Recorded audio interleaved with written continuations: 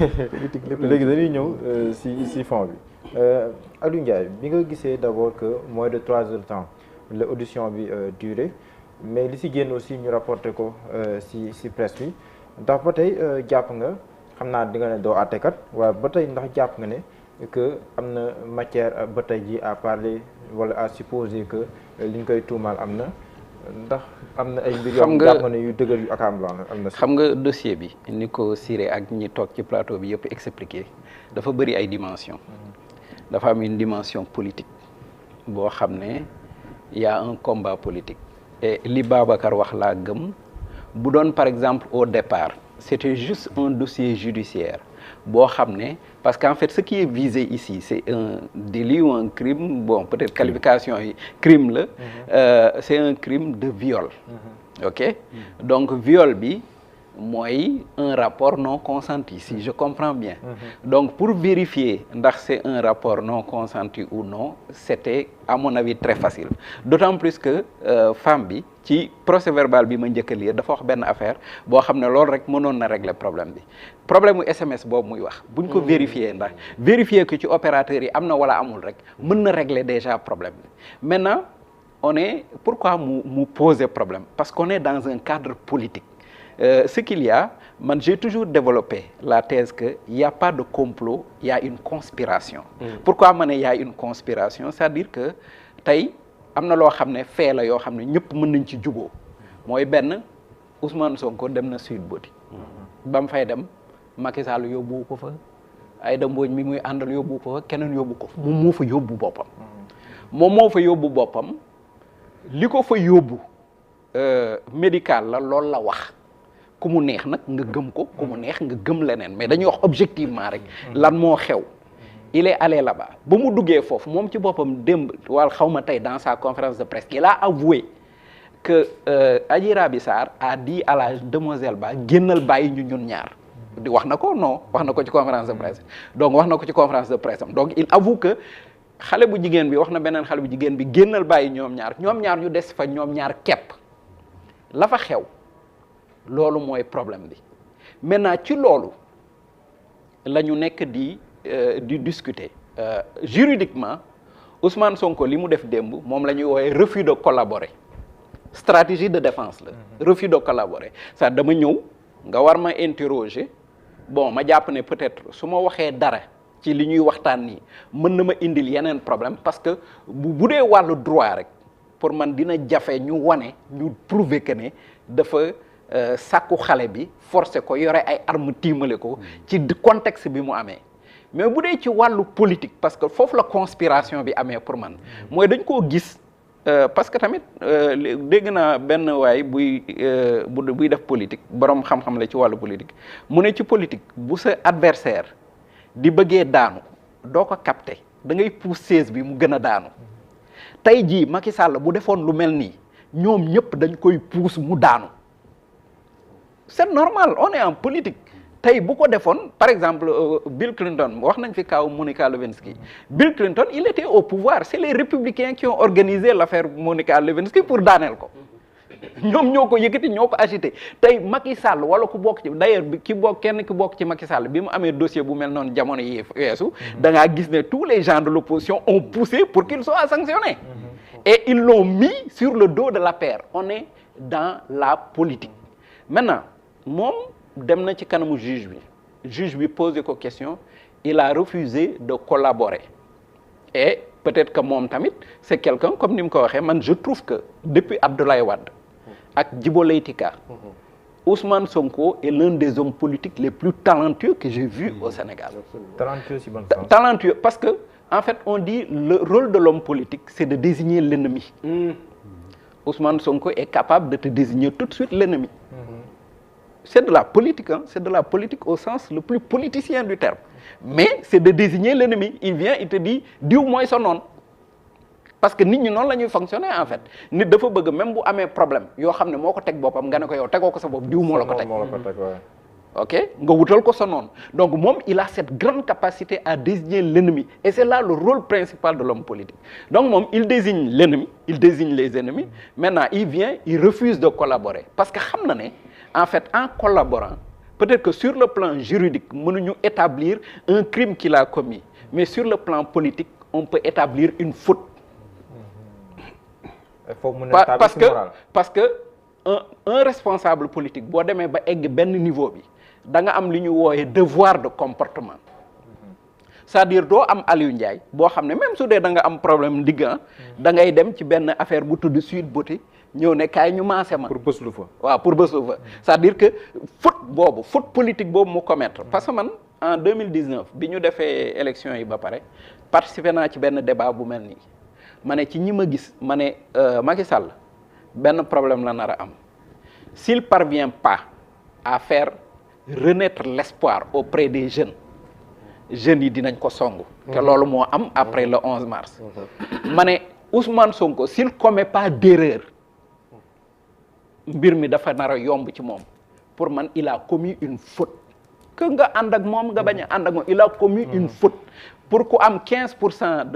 de l'électorat 15% de gens qui ont voté pour toi au Sénégal ci benn présidentielle ñu nekk en plein couvre-feu nga génn au-delà de l'heure de couvre-feu dem ci benn lieu bu mel ni Sweet Beauté c'est une faute politique nga bëgg nga d'accord nga bañ a d'accord maintenant qu'est-ce qu'il fait on est dans le cadre de la communication qu'est-ce qu'il fait il allume ce qu'on appelle des contre-feux. Man il m'est arrivé de conseiller des gens en communication ñu am problème dans le cadre de la communication de crise ma ne leen mais allume un contre-feu et loolu c'était la stratégie de Abdoulaye Wade en 1993 affaire Maître Babacar Seye qu'est-ce qu'il a dit il a dit que c'est Ahmed Diène qui a organisé le meurtre de Maître Babacar Seye ils l'ont mis sur le dos de Ahmed Diène foofu la toog waat jooy ne mu yoonam nekku ci ñoom Abdoulaye Wade ne moom la parce que xam nañ ne PS dafa amoon lu ñu doon wooyee ñun sunu temps dañ leen doon wooyee tonton Macoute di leen tooñ ñu doon kii et ñooñu c'était des gens qui étaient sous la coupe de Ahmed Diène et qui faisaient un peu de la violence au nom et pour le compte du PS donc bu ñu ne woon Ahmed Diène la sunu classe gi nga xam ne moment boobu lu ñu Ablaye Wade wax ñu gëm ko on a dit Ahmed Diène la. Il a fallu plus tard que Clédor sorte, que Ibrahima Diakhaté sorte, que gars yi parce que man j'ai fait partie des journalistes yoo xam ne j'ai discuté avec Ibrahima Diakhaté pendant longtemps toog na sama bureau ñu waxtaan il peut en témoigner ñu waxtaan pendant longtemps ci affaire Maître Babacar Seye ba ñu xam parce que am na yu bëri yoo xam ne fii mu ne pënd bi wureegul bu pënd bi wuree la ñuy wax parce que xam nga li may wax toujours nit ñi dafa am en psychologie lu ñuy wooyee le biais de confirmation. C'est-à-dire nit dafa am lu muy gëm da koy gëm parce que c'est dans son intérêt mu gëm ko à partir du moment où mu gëm ko chaque jour bu yeewoo xam nga lan lay xool li dëggal li mu gëm loolu la ñuy wax en psychologie le biais de confirmation mais il n'essaie pas de réfléchir concrètement au fond dans cette situation il s'est passé quoi quels sont les faits maintenant bi faits yooyu amee pour man bi faits yi amee maintenant les gens du pouvoir se sont dit ah ok notre adversaire le plus coriace def na erreur on va en profiter ils ont oublié que mbirum justice mbirum principe la war a doon ku tooñ la ñu war a teg ci yoon mais ku tooñul boo ko bëggee teg ci yoon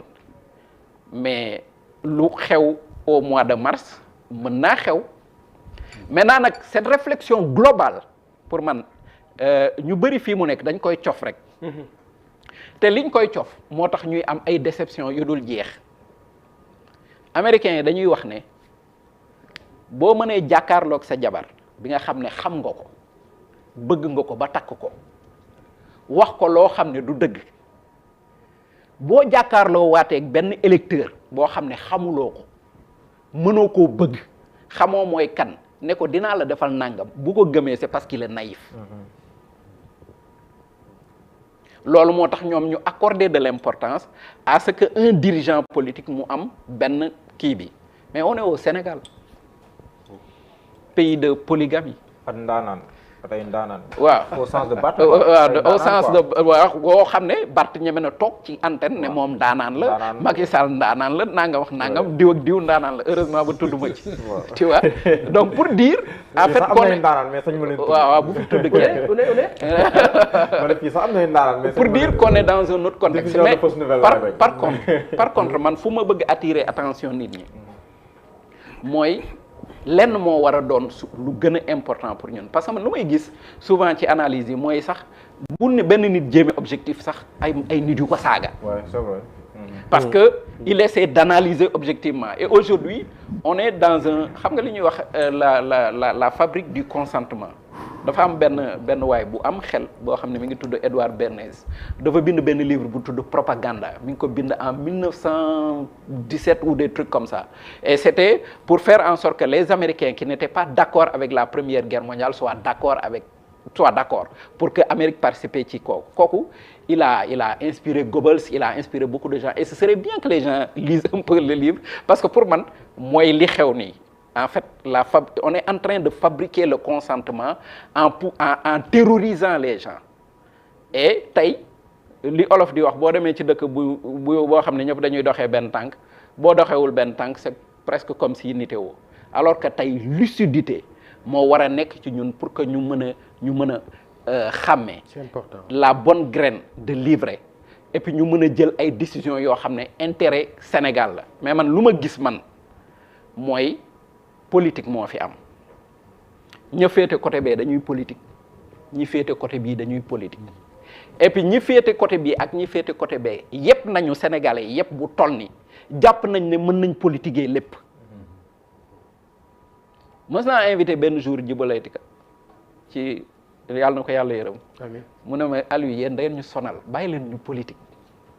ñu ko ñun terewuñ leen ngeen politique mais xool leen li ngeen di politiquer parce que tey bu ñu jëlee bu ñu demee ba jël une jeune fille comme ça bëgg a yemale débat politique bi foofu mais pour man dañuy insulter l'histoire du Sénégal le premier maire sénégalais boo xam ne dañ ko élire dans le cadre du Sénégal à Saint-Louis il s'appelait Taverneau le deuxième le plus connu c'est Charles-Pierre Cornier jusqu'à Carpo Blaise Diagne c'est plus de 200 ou 300 ans d'histoire politique avec de grands hommes et on est en train de nous divertir avec du détail c'est pathétique. Détail bu causé 14 mois. Oui, mais c'est du détail. C'est-à-dire que pour man, comme je l'ai dit, en termes de communication, en termes d'information, moo fi nekkoon bu ma nekkoon dans les médias comme ni ngeen def naa ko gérer. Mais au fond, ñun en tant que Sénégalais, ñoo war a interpeller les gens parce que pour man, xam nga lan moo fi am mooy ay groupes yu constitué wu am benn projet. Leur projet c'est quoi? C'est d'aller prendre les ressources yi ñun ñëpp bokk. Pour gérer ko distribuer ko ñoom seen biir am ñoo xam ne leur projet c'est que wax nañoo ak ñun ba ñu jox leen ñu téye affaire bi bëggatuñ koo bàyyi loolu moo fi am léegi nag seen xeex boobu moo jur lii lépp. D'accord Babacar bëggoon naa la interpeller sur quelques points yoo xam ne ni bokk na si yi gën a jur coow si audition